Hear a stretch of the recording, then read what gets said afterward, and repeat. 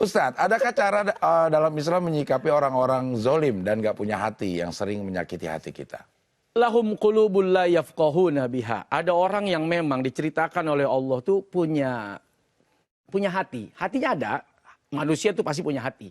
Tapi tidak bisa memahami. Itu yang disebut istilah hatimu sudah buta. Ya. Karena tidak bisa memahami keadaan. Tidak bisa merespon keadaan. Nah, termasuk kita menzolimi orang. Itu punya hati, tapi tidak punya empati. Ya. Tidak punya rasa kasihan. Tidak punya rasa sayang. Nah, begitu juga saat kita dizolimin, kalau kita punya hati, pilihannya kan adalah membalas atau bersabar. Nah, hati itulah yang kadang memainkan peran semuanya udah. Memainkan untuk kita berempati pada orang, kita sayang sama orang, kita bantu orang lain, itu saat orang lain membutuhkan, saat orang lain memerlukan.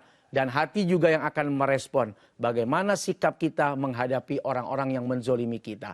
Ada kalanya cukup dengan diam, tidak perlu dibantah.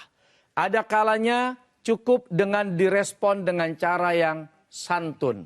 Ada kalanya juga mungkin responnya juga perlu agak sedikit tegas atau keras. Sehingga cara-cara itu kadang dipertimbangkan juga oleh hati.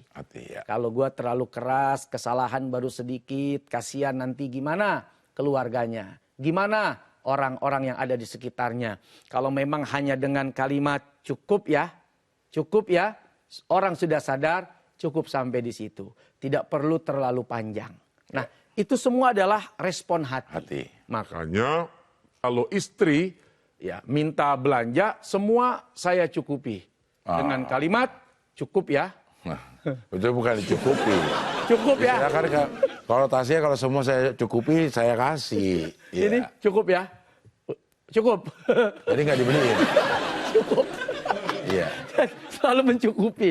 Dengan kalimat cukup ya. Kayak orang tua yang pengen nguliahin anaknya. Boleh kuliah tapi di Udayana katanya. Udayana universitas baru. Udayana, nggak usah. Bali.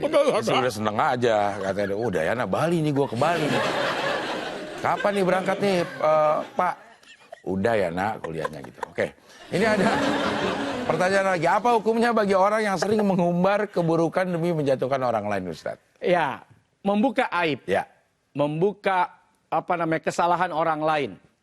Tentu ini sesuatu yang dilarang, yang diharamkan. Ciri orang beriman itu kata Nabi, ya dia menutupi aib saudaranya. Karena ada hadiah nanti aibnya ditutup oleh Allah. Baik di dunia maupun di akhirat.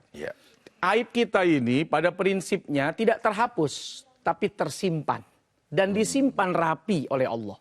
Bahkan ada istilah atau apa, kita terlihat baik itu karena Allah belum memperlihatkan aib kita. Karena ditutup oleh Allah dengan apa? Rahmatnya, kasih sayangnya. Sehingga yang terlihat oleh orang adalah kebaikan kita. Yang terlihat oleh orang adalah bagus-bagusnya kita. Jelek-jeleknya kita tidak terlihat. Kenapa? Karena dikunci mata, dikunci telinga, dikunci perhatian orang terhadap keburukan kita. Makanya keburukan itu disimpan.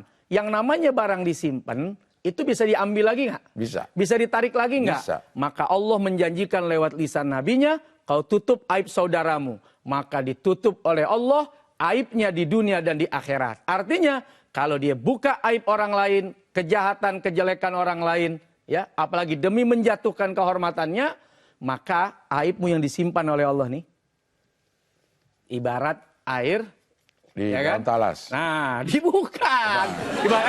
Dibuka airnya. Lalu, masih ada. Diminum. Bismillahirrahmanirrahim. Gitu.